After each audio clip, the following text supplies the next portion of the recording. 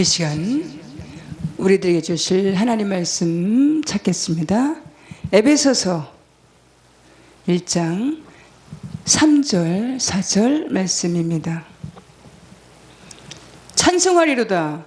하나님 곧 우리 주 예수 그리스도의 아버지께서 그리스도 안에서 하늘에 속한 모든 신령한 복으로 우리에게 복 주시되 곧 창세전에 그리스도 안에서 우리를 택하사 우리를 사랑 안에서 그 앞에 거룩하고 흠이 없게 하시려고.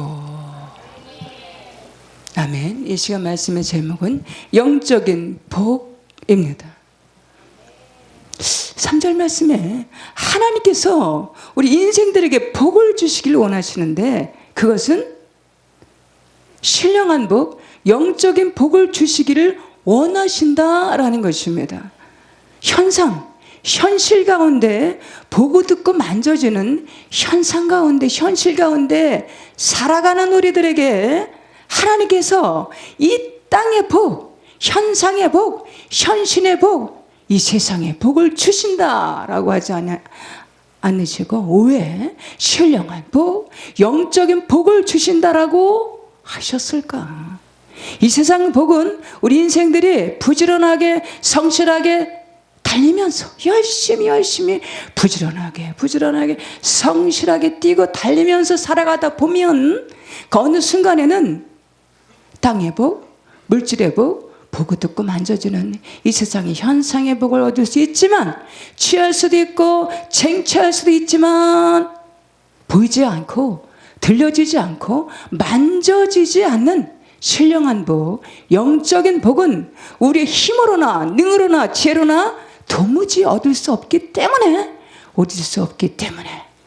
우리의 힘으로나 능으로나 지혜로나 우리 힘으로 얻을 수 없는 부분이기 때문에 신령한 복을, 영적인 복을 주신다라고 선언하고 있습니다. 본문에서 그러면 신령한 복, 영적인 복은 무엇일까? 그 첫 번째로는 찬송하리로다. 찬송입니다. 하나님께 드려지는 찬송은 송축, 찬미, 구원, 승리의 의미를 담고 있습니다. 성경 말씀에서 보면 찬송과 찬양이 있습니다. 찬송은 줄 예배 때 엄숙한 분위기에서 조용한 분위기에서 우리 구원하심에 감사로 화답하면서 하나님께 드려지는 하나님을 찬송하며 올려지는 것이 찬송입니다. 두 번째로 찬양이 있습니다. 시편 150편에 서고치며 춤추며 찬양할지어다. 찬양의 의미는 구원받은 백성들의 구원하심에 감사해서 기뻐해서 서고치며 춤추며 노래하며 찬양하는 것이, 율동하면서 찬양하는 것이, 손뼉치며 찬양하는 것이, 자유자재로 표현하면서 찬양하는 것이 곧 찬양입니다. 이 찬양은 행사 때나 집회 때나 우리 기쁨과 감사로 마음껏 자유자재로 하나님께 춤추며 박수치며 율동하며 하는 것이 찬양입니다. 서고치며 춤추며 노래하며 찬양할지어다.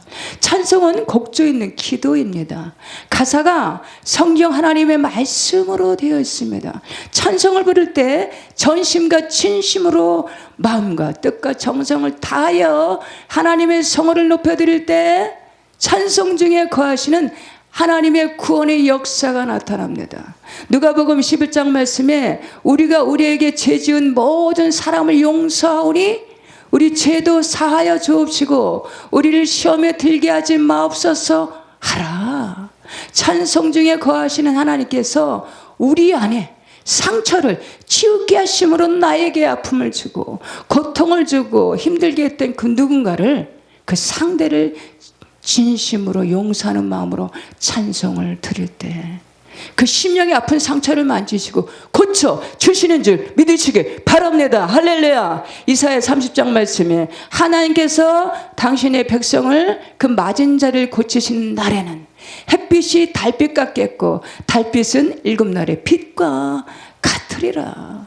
찬송 중에 거하시는 주님께서 우리 자신의 죄악과 허물을 구하는 깨닫고 우리 자신의 허물과 죄악을 용서를 구하는 마음으로 진심과 전심으로 찬송을 드릴 때, 우리 자신의 죄를 용서하는 마음으로 진심으로 찬송을 드릴 때, 그 병든 자리, 병약한 자리를 고치심으로 빠른 치유와 회복의 역사로 건강을 회복해 하시는 줄 믿으시기 바랍니다. 진심과 전심으로 기도하는 마음으로 찬송을 드릴 때, 사도행전 16장 말씀에 옥토가 움직이고 문들이 열리고 묶여있는 사슬들이 풀어지게 하심으로, 묶여있는 것들 풀어주심으로 구원의 역사를 베푸시는 줄 믿으시기 바랍니다. 묶여있는 것에서 자유케 하심으로 참 자유가 임하게 하시는 줄 믿으시기 바랍니다.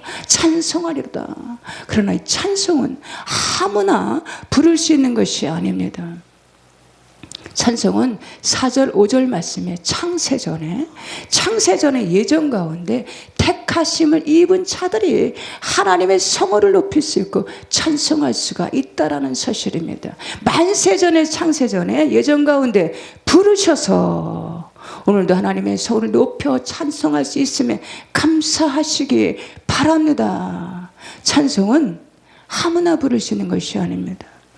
하나님을 모르고 하나님을 배척하고 하나님을 인정하지 않는 이방인들은 도무지 찬송을 할 수가 없습니다.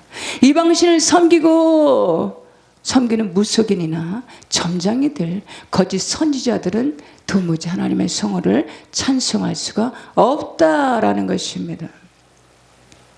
우리 인생들은 세 번을 사는 인생을 세 번을 삽니다. 첫 번째로는 어머니 태중에서 10개월을 삽니다. 두 번째로는 보고 듣고 만져지는 현상의 세계에서 의식주를 누리면서 이 땅에서 먹고 마시면서 이 의식주를 위하여 뛰고 달려가면서 살아갑니다. 세 번째로는 영원한 영생의 삶을 살아갑니다. 우리는 유한한 인생으로 시편 말씀에 강건하면 70이요 80이요 그리고 창세기 말씀에 보니까 120년, 하나님께서 우리에게 그 연수를 책정하신 날 120년을 살아가는 존재들입니다. 그런데 요새는 그 이상의 삶을 살아가는 심령들이 여러분들이 있습니다. 요새 21세기 살아가는 현대인의 삶에 의학이 발달하고 의술이 좋아서 의학이 발달하면서 이런저런 건강에 유익한 정보가 넘쳐남으로 인해서 이제는 70이요 80이고 강건하면 80이고 아니라 보통 일반인들도 이 삶을 100세를 기준으로 해서 살아가는 것이 이 세대의 현실입니다. 그래서 어떻게 하면 이 100세를 사는 동안에 건강하게 살 것인가, 이런저런 이렇게 의학계에서 건강하게 살 수 있을까 해서 연구의 연구를 거듭하는 것을 살펴볼 수가 있습니다. 그러나 히브리서 9장 27절 말씀에 보면 한 번 죽는 것이 사람에게 정해진 것이요 그 위에는 심판이 있으리니 그 위에는 심판이 있다라는 것입니다. 우리는 영구적인 삶을 살아가는 것이 아니라 유한한 삶을 살아갑니다. 인생의 끝이 있습니다. 종료가 있습니다. 종말이 있다라는 것입니다. 그 위에는 심판이 있다라는 것입니다. 아쉽지만 이 땅의 삶이 아쉽지만 슬프지만 그동안에 찬송으로 섬겨왔던 하나님을 바라보면서 천상의 세계를 바라보면서 지난날에 찬송을 받으신 하나님을 온전히 바라보면서 천상의 세계를 향해서 나가는 심령들이 있고 반대로 하나님을 찬송하지 못하고 이 세상의 인생의 허물을 노래하면서 허망함을 노래하면서 남녀의 사랑을 노래하면서 끝끝난 하나님을 찬송치 못하고 천상의 세계를 향해서 가는 것이 아니라 반대로 스월 이 땅의 컴컴한 곳을 향해서 내려가는 존재들이 있다라는 것입니다. 그래서 두 종류의 삶을 살아가는 것을 볼 수가 있습니다.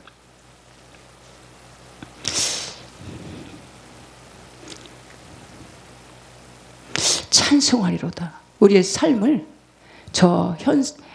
천상의 세계를 향해서 이끄시는 주 예수 그리스도께로 찬송하면서 날마다 하나님을 더 전심으로 진심으로 찬송하는 복된 자의 삶이 되시기를 바랍니다. 하나님께 가까이 가면 내게 복이라. 시편 120편 말씀에 하나님을 경외하며 그 길을 걷는 자마다 복이 있도다. 시편 1편 말씀에 복 있는 사람은 여호와의 율법을 즐거워하여 주야로 그 율법을 묵상하는 자가 복이 있다. 하나님의 말씀을 듣고 지키고 행하는 자가 복이 있다라는 것입니다. 찬송하리로다. 하나님의 성호를 진심과 전심으로 찬송하며 살아가는 것이 복이 있는 줄 믿으시길 바랍니다. 신령한 복 두 번째로는 7절 말씀에 우리 인생들의 최상의 복이 있습니다. 우리 인생들에게 최상의 복이 그것이 무엇일까? 죄사함의 확신을 가지고 살아가는 것이 최상의 복입니다. 최상의 복이 무엇인가? 구원의 확신을 가지고 살아가는 것이 최상의 복입니다. 우리 인생들에게 최상의 복은 하늘의 영생의 소망을 두고 살아가는 것이 최상의 복입니다. 이런 최상의 복을 받아서 큰 확신 가운데 살아가는 승리자들 되시기 바랍니다. 13절 말씀에 영적인 복 네 번째를 살펴보면 성령으로 인치심을 받는 것입니다. 성경 말씀에 보면 세례라는 의미가 두 종류로 기록되어 있습니다. 세례, 여기서 물 세례가 있습니다. 두 번째로는 성령 세례가 있습니다. 성령 세례는 주님께서 친히 베풀어 주시는 것이 성령 세례입니다. 성령으로 인치심을 받는 것입니다. 영적인 복 네 번째, 오직 성령으로 충만함으로 무장하는 것입니다. 사도행전 2장 말씀에 오순절 날에 성령께서 강력하게 임하신 장면을 살펴볼 수가 있습니다. 2절 말씀에 불같은 것들이 저희에게 보여. 이 시간에 불같은 것들이 저에게 보여. 이 시간에 성령을 충만함으로 성령 충만함을 사모하는 심령들에게 불같은 성령께서 강력하게 임하시기를 주 예수 그리스도의 이름으로 선포합니다. 내가 불을 땅에 던지러 왔노니 불이 이미 붙었으면 내가 무엇을 또 원하리요. 할렐루야.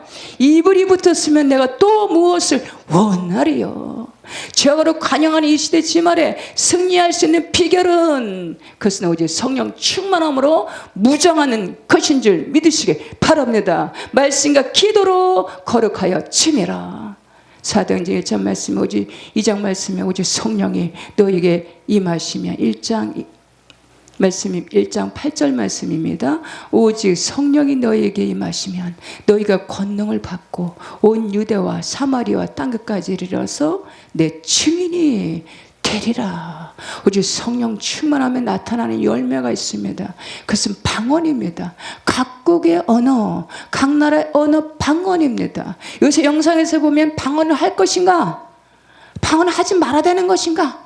논쟁과 아주 이 언쟁을 벌이고 있는 것을 볼 수가 있습니다. 아주 방언을 할 것인가, 방언을 하지 말아야 되는 것인가라고 논쟁이 아주 의견이 분분합니다. 어느 것이 옳은 것인가? 방언을 맡겨주셨다라면 방언을 하는 것이 맞습니다. 방언을 맡겨주지 않으셨다라면 방언을 하지 않는 것이 옳습니다. 고린도후서 14장 말씀에 방언을 말하기를 금하지 말라입니다. 방언을 하게 되면 유익한 것이 있습니다. 기도에 방해를 받지 않게 됩니다. 우리 안에 영이 강해지게 됩니다. 방언을 하게 되면 성령 충만함의 재충전을 받게 됩니다. 방언을 많이 하시기 바랍니다. 오직 성령 충만함으로 나타나는 열매는 예언과 환상입니다. 늙은이는 꿈을 꾸고 꿈을 꾸는 것입니다. 비전, 꿈을 꾸게 됩니다. 여기서 꿈은 늙은이들은 꿈을 꾸고입니다. 늙은이들의 꿈을 꾸고라는 의미는 뭔가? 나이를 초월하고 환경을 초월하고 시대를 초월해서 꿈을 꾸는 것입니다. 오직 성령 충만함이 임하면 하나님께서 꿈을 꾸게 하신다라는 것입니다. 오직 성령 충만하면 나타나는 현상이 나이와 형편과 환경과 상관없이 꿈을 꾸는 것입니다. 꿈이 없는 백성은 망한다라는 것입니다. 이 세대는 꿈이 없는 세대라고 합니다.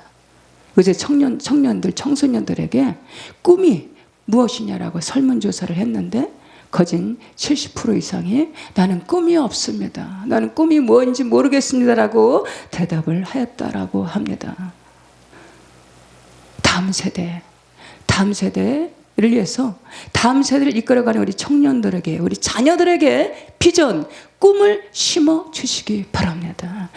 비전, 꿈을 가르쳐 주시기 바랍니다. 할렐루야. 신령한 복 5번째로는 16절 말씀에 감사입니다. 하나님 나라는 절대 긍정의 나라입니다.